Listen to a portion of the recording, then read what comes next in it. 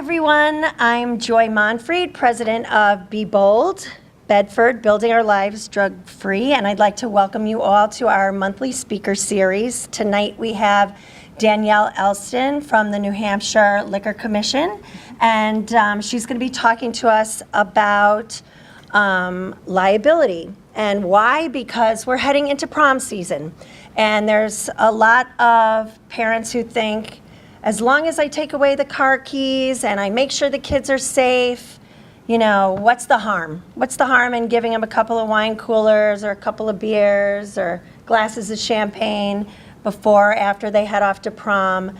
And we want to make sure that you guys have all the information and you understand not only the law, but also what that means to our teens. So I'd like to introduce Danielle, and thank you so much for coming and taking this Monday night, and take it away. Happy to be here. Good evening, everybody. I understand this is everybody's first day back from break, so I appreciate you coming out, and I'm sure you're all recovering from a week off. My name's Sergeant Danielle Ellston. I'm a sergeant with New Hampshire Liquor Commission's Division of Enforcement. I've been doing this job for almost 11 years now. So I'm going to go over a little bit about what we do as an agency. I'm going to go over some of our underage drinking laws in the state. I think these are important for not only our kids to know, but our parents to know as well, so that you can educate your children and students and members of the community regarding the underage drinking laws. And then we're going to talk about hosting underage drinking parties. This is something you might be hearing a little bit about with prom and graduation coming up. And these seem to be the areas where parents feel that if they have a safe place for their children and their friends to drink, that alleviates them from liability. They believe they can keep their children safe. And I'm just going to show you some real life examples of how people thought that, and then it went a little crazy from there. I apologize, I don't have a clicker, so I'm going to be going back and forth. Certainly along the way, if you have any questions, I encourage you to ask those. I'll be happy to answer any questions you have after the break if you don't want to ask them in front of everybody either.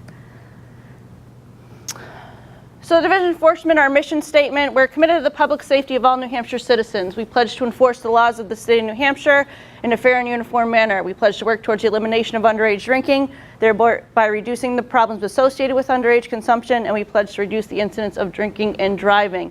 We also pledge to provide our citizens of the state with a prompt and courteous service. So I'm going to tell you a little bit about what the division does, and then how we enforce our mission statement. We're responsible for the licensing of all retail and tobacco licensees. Our primary jurisdiction is to enforce all the laws under Title 13. This is where a lot of the underage drinking laws are housed in terms of our state laws. Primary jurisdiction to enforce all tobacco laws, and jurisdiction to enforce all administrative rules adopted by the Commission. And liquor investigators are also New Hampshire certified police officers. So we are fully certified police officers in this state. Where you might hear a lot of us, or a lot about our agency, is regarding the service of alcohol among the establishments. That is certainly an area that we focus on. We do compliance checks, we do educational events for all the licensees in the state. So these would be the stores, restaurants where your kids might be able to obtain alcohol or try to obtain alcohol. We not only educate the kids in the community, but we spend a lot of time educating our licensees so that everybody is on board with our mission and what we're trying to do. So before we get into any laws, I think it's important for everybody to know penalties in the state, and what I mean when I'm talking about how certain laws, there's certain penalties that come along with those. So you're going to hear me talk about violations, misdemeanors, and felonies. A violation, you can face up to a $1,000 fine for this. It's not a criminal offense in this state, but it is certainly something that you do has a violation history in the state. So when you hear me talk about a violation, it's not a criminal offense, but it is something that shows up on a record in the state. A misdemeanor is considered a criminal offense. There's a Class A and Class B, up to a $2,000 fine and a year in jail, and the Class B can be up to a $1,200 fine, and then we have a felony. We're not going to talk too much about felony level stuff today, but it is important to understand the differences in the penalties that I'm going to talk to you about. So our first law that I want to discuss is unlawful possession. What I've done for you on the slide is these are the This is what the law says. So this way we all know what we're talking about. We're all talking about the same thing. So this is any person under the age of 21 who has in his and her possession any liquor or alcoholic beverage, or who is intoxicated by the consumption of an alcoholic beverage. I put in there a blood alcohol content of a 0.02. In reality, if you have an inexperienced drinker, that can be as little as 1 to 2 beers can raise their blood alcohol to a 0.02. So we always hear, well, if they only had 1, or I gave them a wine cooler or something like that.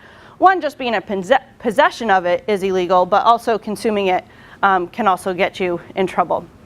The other thing that I like to talk about with parents is there is a constructive possession portion to the law that we see, and this means that just sometimes your kids being around it, they can actually be charged with unlawful possession of alcohol. You might hear constructive possession perhaps in a motor vehicle. If all the kids in the motor vehicle are under the age of 21 and there's alcohol in that vehicle, all the kids in that car could be charged with unlawful possession of alcohol. So it's important when you're speaking with your children to understand that just being around it can also get them in trouble. So in this state, there's minimum mandatory penalties for unlawful possession of alcohol. What that means is that these penalties are actually written in statute. So by law, there are certain penalties that have to be imposed if someone is charged with unlawful possession of alcohol.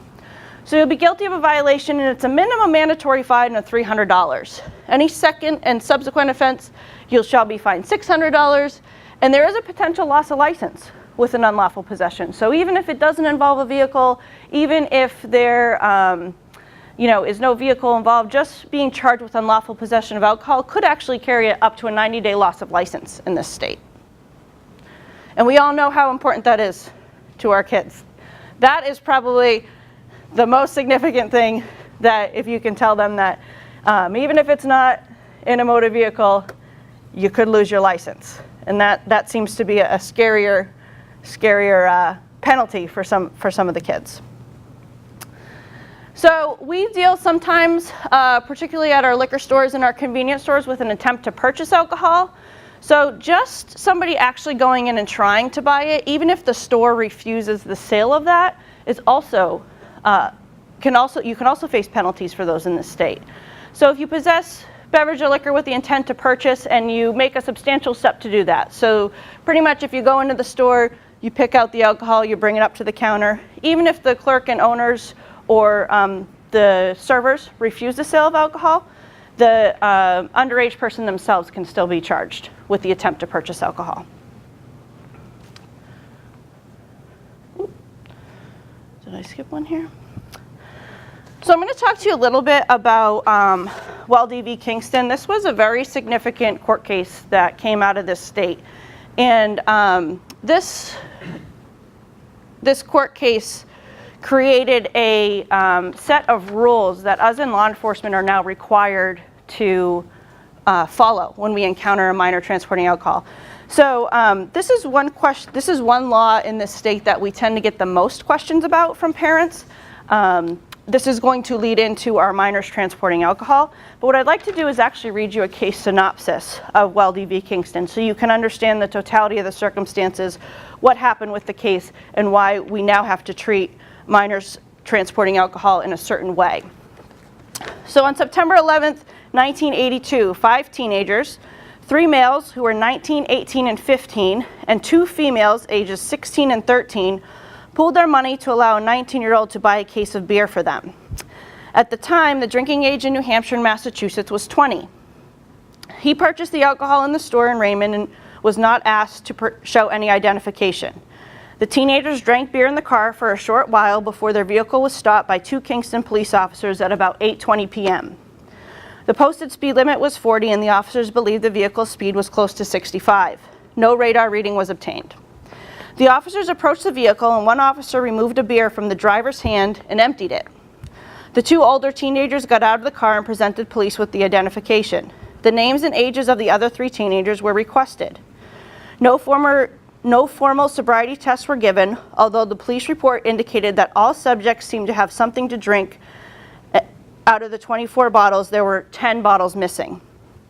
In addition, one of the officers observed that the driver had glassy eyes.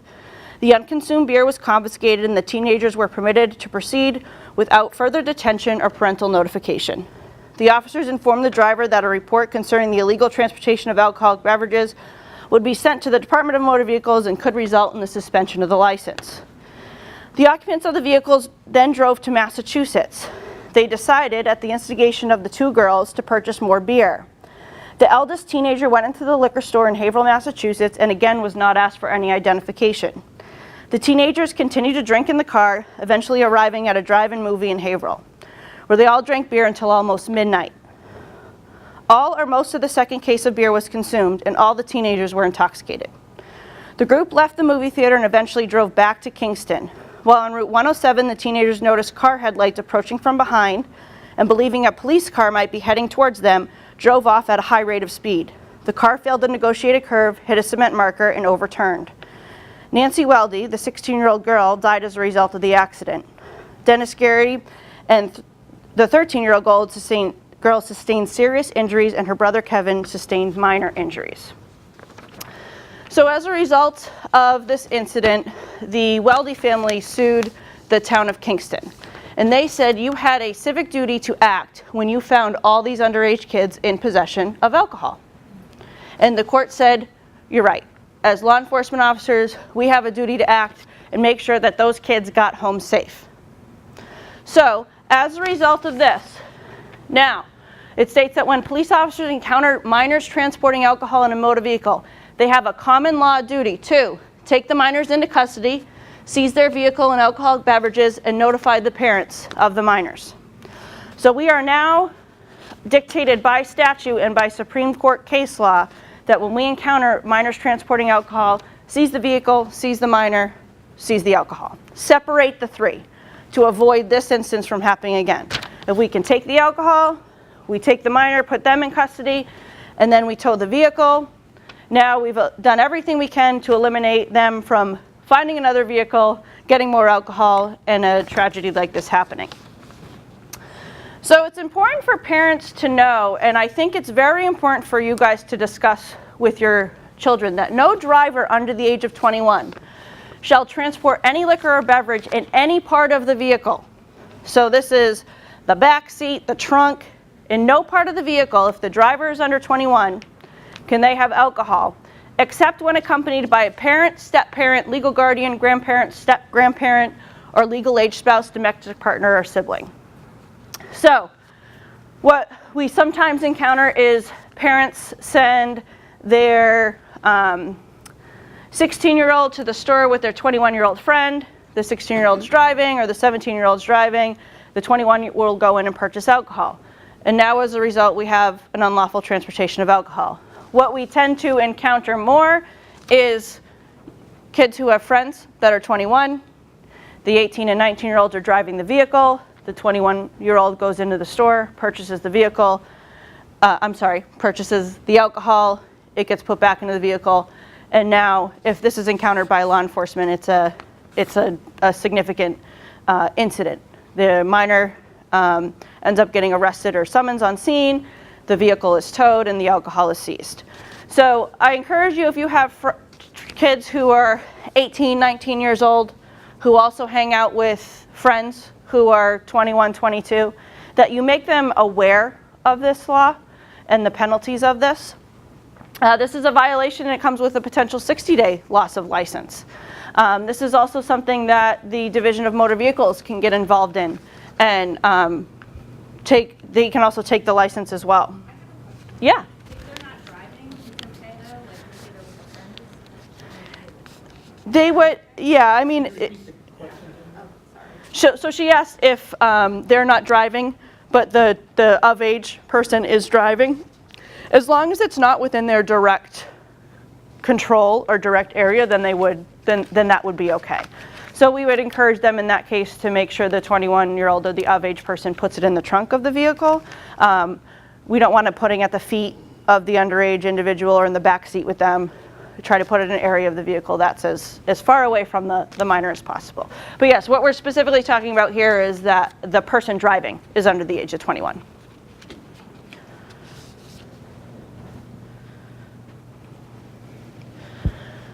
Driving under the operation or influence of drugs or liquor. This is probably the one that we're all most scared of during this time of year. No person shall drive or attempt to drive while under the influence of an intoxicating liquor or a controlled drug. So for a minor, this is again the 0.02 blood alcohol content. We're talking about 1 or 2 beers. Just having 1 or 2 beers and then driving a motor vehicle is actually a violation, or someone could be arrested with a DWI. It's a minimum $350 fine, loss of driver's license for not less than 1 year and not to exceed 2 years.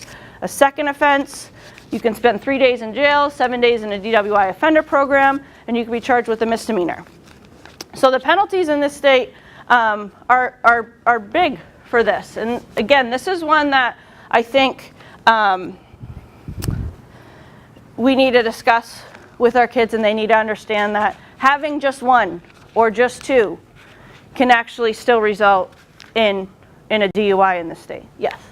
And what is the concept of internal possession? So internal possession would be the consumption of alcohol. So when we talked about unlawful possession of alcohol, that if you become intoxicated by the consumption of alcohol, then that would be what would be considered internal possession. Internal possession is kind of a term that's morphed throughout the years by people saying, well, you consumed it, so you're possessing it internally. I'll actually go back to the slide for you so you can see it. It's the consumption of alcohol, who is intoxicated by the consumption of an alcoholic beverage. And in this case, a 0.02 blood alcohol would be considered intoxicated by the consumption of that alcoholic beverage. Does that make sense? Okay.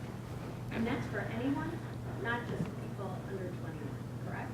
No, that is for people under 21, correct. So if you want to talk about a blood alcohol content in terms of driving or operating under the influence, that's a 0.08 for people 21 and older. Possession of a false ID. It's very important for everyone to understand that this is one of our bigger issues right now. We are being made aware of college students purchasing fake identifications offline. We are also being made aware of high school students purchasing false identifications offline. They are unfortunately very easy to access, and they are very high quality IDs. So I encourage you to speak with your kids. If you hear rumors of fake IDs, there's usually orders that come in groups. They are aware that other kids have them and are using them. We get a lot of complaints about from parents saying, my kids are purchasing alcohol or tobacco products at certain licensed establishments. So one thing that we always ask is, do you think your child has a fake ID? And some parents are very taken back by that and saying, why would you say that?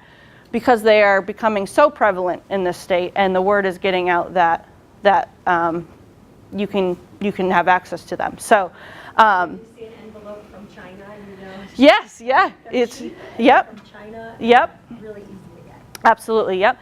And it's their real name, it's their real date of birth, it's their real picture. We see them from all the surrounding states, Rhode Island, New Jersey, Connecticut, Pennsylvania, Vermont. There's some New Hampshire ones. So it is something that we're very aware of. It's a very hard enforcement effort to enforce overseas because they're being manufactured overseas, but it is something we work closely with several different law enforcement agencies here to prevent that. It's not obvious that it's a fake ID. When Some of them are not. the driver's license is Mm-mm. so sophisticated, you know, there's so many different layers of security in them. Yes, and we're finding that no, they're not. They're very high quality. So they used to not be. Back, you know, even when I started 10 years ago, it was, you know, it would say valid or secure. It would have keys on it, and everybody thought that those were holograms that made it so crystal clear that it was real. But what we found now is they're duplicating microprint, they're duplicating holograms, they're duplicating blacklight features, UV features. So it is becoming more and more difficult for the clerks of the establishments to identify them. Some of them have even gone as far to scan. So when they scan on an ID checker, they actually show is valid. There's little tricks that we use in the field and that we teach our licensees and how to spot them. I'm not going to share what those tricks are right now, but they are where we do extensive training with all of our licensees to let them know what's out there and what to look for. But we're always, I always have conversations with parents who are always surprised when we let them know that their child had a fake ID. And like I said, we've seen it in colleges. We're seeing it more and more on the high school level. So, no person shall possess a photographic identification card that purports to be an official document issued by a local, state, or federal government or any political subdivision thereof, which contains false or inaccurate information regarding the name, address, date of birth, height, weight, and characteristics of the cardholder. This is a Class B misdemeanor. It is a criminal offense to just be in possession of that fake ID. If they use it and obtain alcohol, now you're looking at possession of a fake ID and unlawful possession of alcohol. You're faced with a misdemeanor and a violation. One thing I always tell kids and parents is that most college applications, they're going to ask you, have you ever been charged with a criminal offense? Violation, you can say no. It's not a criminal offense. What we're starting to see now actually on some of these college applications is, have you ever been charged with an alcohol-related crime or an alcohol-related incident? That's a big difference. If you get charged with possession of a fake ID, you can be charged with a Class B misdemeanor. So you have to answer yes to that. You have to answer yes to that on a job application. You have to answer yes to that on a college application. And again, what we're starting to see is that question morph a little bit. These colleges want to know, have you already been charged with an alcohol-related offense? So this is a big one for parents to be aware of and have knowledge of, and to understand that with the internet nowadays, the access to this, unfortunately, can be pretty easy. We're doing our best to combat it by educating the stores and the licensees, but it's important for you guys to understand that that's out there as well. So prohibited sales, no person shall sell or give away, cause, allow, or procure to be sold, delivered, or given away any liquor or beverage to a person under the age of 21. So this is where we start getting into parents supplying alcohol for their children, older siblings supplying alcohol for their children, older friends purchasing and giving alcohol to their kids. This is the criminal offense that you can be charged with. Where you've probably heard this before or more familiar with it would be when we talk about licensed establishments. You know, when an underage person is allowed to get alcohol at a store or a restaurant, this is usually the charge that not only you hear about criminally, but that we as liquor enforcement deal with administratively. But individuals can be charged with this as well. So parents can be charged with prohibited sales for supplying alcohol to their parents. We've encountered it in the liquor store parking lot before, where parents will go in and their kids will be in the car next to them. They'll go in and purchase the alcohol and give it to their children. We've encountered it at underage drinking parties. We've encountered it at licensed establishments. So it is certainly something out there, and just because you're their parent doesn't mean that this law, it doesn't apply to you. So this applies to everybody and everybody.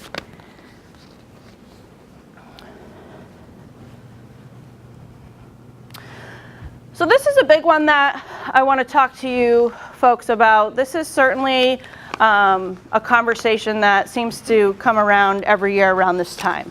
Hosting underage drinking parties. We always get the perspective, I would say, of some parents who say, well, I want them at my house. I know where they are, I know what they're doing, I know they're safe. I'm providing them a safe place to experiment with alcohol. And while I understand that perspective, I think what you'll see here with some of the headlines that I'm going to show you is that very quickly can get out of hand and out of what you thought it was going to be, how it was going to go. And I think what some parents don't understand is, you know your child, but you might not know their friends. You might not know how their friends react to alcohol. You might not know how your child reacts to alcohol. And what you'll see in some of these instances is ambulances need to be called. Kids had to be transported to the hospital for this. And it very quickly can get out of hand where you now as the adult on scene are faced with the choice of how do I handle this and who do I call? And you yourself can face penalties for allowing that to happen. So let's go over the law a little bit so everybody kind of understands what we're talking about. So a person who owns or has control of an occupied structure, dwelling, or curtilage, so basically your house, your camp, any area that you own, where a drug or underage alcohol party is held, and such person knowingly commits an overt act in furtherance of the occurrence of the drug or alcohol party. Knowing persons under the age of 21 possess or intend to consume alcoholic beverages or use controlled drugs at such drug or underage alcohol party. So basically what this means is that you have ownership of this house, this camp, this area. You are aware that there's going to be underage children there drinking. So I always get the question of, well, if I tell my child that him and his friends can go up north and I know nothing about what's going on, am I going to be charged with facilitating an underage drinking party? Probably not in that incident. Everything is case specific and incident specific, but in general, just because you own the house doesn't necessarily mean that you're going to be charged with facilitating an underage drinking party if there is one there. This is a Class B misdemeanor. Now, when we talk about a drug or underage alcohol house party, by the definition in statute, it means a gathering of 5 or more people under the age of 21 who are unrelated to the person who owns such occupied structure, dwelling, or curtilage, or has control where at least one person under the age of 21 unlawfully possesses or consumes alcoholic beverage. Now, what we're talking about here is facilitating an underage alcohol party. Prohibited stills applies if you don't have 5 people that are unrelated in the area. This is specific to what we consider to be a party. But there's 2 statutes here that deal with providing alcohol to underage individuals. This one that I'm talking about here specifically is when we're talking about hosting and facilitating an underage drinking party. If you have your 2 children at home and they're consuming alcohol, you could still be charged with prohibited sales. Probably not hosting an underage drinking party, but definitely with prohibited sales. So there are laws that cover the entire spectrum of providing alcohol to a minor. So what we're going to do now is I want to show you some, these are some headlines and some news articles that I pulled offline that have occurred actually in New Hampshire. And I've done a little summary of what happened and what occurred, and again, these were all online that I found, so these are all available to you to research further and look at. The other thing I want people to understand is that it is an affirmative defense, so which means this is a defense saying I took every precaution to make sure it didn't happen. And what the law says is if a person gives timely notice to law enforcement officials of the occurrence of a drug or underage alcohol house party, or engages in other conduct designated to prevent the occurrence of such party, or takes actions to terminate such party once underway. So if you are out of town or you come home and realize there's an underage drinking party happening at your house, but you take action to terminate that party, then that's something where you can say, I did everything I could to prevent it from happening. If you catch wind that on Facebook or Twitter or Snapchat that what was going to be a small get-together of your children and your friends has now turned into the entire senior class showing up at your house, and you notify law enforcement, that's going to be an affirmative offense to facilitating the underage drinking party. So really what we're talking about here is that parents have provided the space, the location, they're aware of what's going on, and they did nothing to stop it or prevent it. So in 2009, Salem, New Hampshire police arrested 20 teens and charged 2 adults with hosting an underage drinking party. So the 2 were charged with facilitating an underage drinking party after neighbors complained of a loud party. Police did take 18 teens into custody on suspicion of underage drinking, and 2 more were arrested on marijuana possession charges. The party to be a high school graduation or celebration for students from Lowell. So this is one that they were aware, they were there, this was their home. And actually what ended up happening is the neighbors called because everything got out of hand. So remember I talked about how you think it's going to be this controlled situation where it's not going to be an issue. Well, this was one is as the night got on, it got a little louder and a little louder, and then a neighbor called, the police responded. And what you're gonna see here and encounter a lot is, as law enforcement officers, partially because of the Weldy decision and partially because of some of our state laws and statutes, is once we encounter teens in possession of alcohol, it's very rarely that they're just gonna be kicked loose and from the scene. Everybody's gonna be taken into custody. If they're not charged, parents are certainly gonna be called to come and pick them up. So this is a situation where we get a lot of, Mom, Dad, I was there, but I wasn't drinking, I wasn't doing anything. Well, you're still coming with the police, Mom and Dad are still gonna be called. And this is an incident too where constructive possession could and may apply. Is if your kids is just in the house with the alcohol, depending on the circumstances, could still be charged with the constructive possession of the alcohol, particularly in an underage drinking party. 2010, Needham parents arrested in New Hampshire after 70 teens arrested for drinking. This was a graduation party thrown by 2 Harvard doctors that resulted in 70 teenagers suspected of drinking alcohol being taken into custody by New Hampshire police. Our problem was that we said to our daughter, and we said yes to our daughter, and we trusted her friends the way we trust her. We didn't know necessarily that some friends would take advantage of our generosity. The homeowners were arrested and released on $500 personal recognizance bail, pending arraignment later this month on charges of facilitating an underage drinking house party. So this is another incident where they said, we trust you, we trust your friends, go ahead, let's do it. Very quickly got out of hand, the police were called. 70 teenagers were suspected of drinking alcohol and taken into custody. This is a teacher was charged after Chester police for hosting an underage drinking party. They were called at 3 a.m. after a loud party complaint and discovered several teens, some passed out, who had been drinking alcohol at the home. It appeared to be consistent with a prom after party. Several vehicles in the backyard, one driven by a juvenile with a passenger who was unresponsive and vomiting. They were both suspects taken into protective custody by police. A male and 2 females were also found passed out in 2 different vehicles parked in the yard. A female was treated by fire rescue personnel for intoxication, and a male who was transported for intoxication and a head injury he received while running away into a wooded area. So again, after prom party that clearly got out of hand.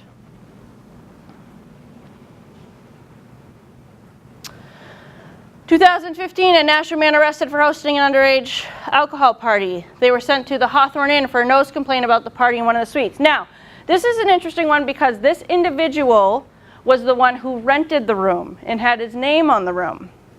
He was at the party, but part of the reason that they said he facilitated the party is he rented the room and provided the space for the underage kids to consume and drink alcohol.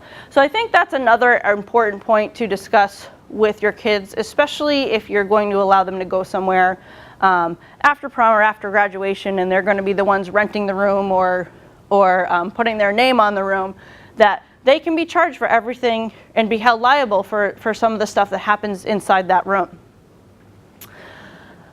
Upon knocking on the door to the room and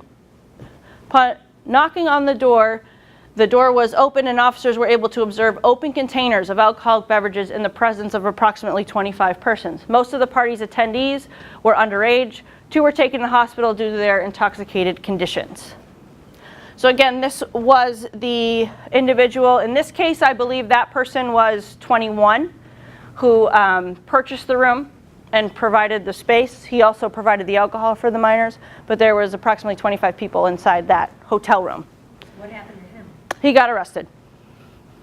So, this is a Kennett teacher charged with hosting an underage drinking party. He was charged with hosting an underage drinking party in November. Anonymous tipster brought the party to the police department's attention. He said the young partygoers were posting videos on the internet. Individual had knowledge that people under the age of 21 possessed or intended to consume alcoholic beverages during a party that he organized at his residence and while he was present at the residence. So again, another situation where the individual provided the space, they were aware of the party, they knew what was going on. As kids tend to do, they got on the internet and we're posting videos, which someone said, hey, I know these kids, they're underage, called law enforcement, and they responded, and now this individual is being charged with hosting and facilitating an underage drinking party. So that is what I have for you folks tonight. Again, with prom season coming up and with graduation coming up, I think it's important that everybody understands these rules and laws for the state. It's not only important to educate your children about some of these laws that we talked about, unlawful possession of alcohol, the transportation of alcohol, fake IDs, and I think it's also important for your kids to understand the prohibited sales statute. If they happen to be the one that has the fake ID or is somehow able to obtain alcohol, them providing it to underage children, they can also be charged with prohibited sales of alcohol. So all of these I think apply this time of year and in this situation. So what we're trying to do here is get that message out. We want you guys to understand it so you can relay it to your kids, they can tell their friends, and hopefully we can prevent some serious incidences from happening during this season. We want everybody to have fun. We want everybody to be safe. We all want your kids to have a great time and celebrate prom and celebrate graduation, because it is a great time in life, but we want them to do it safely and responsibly.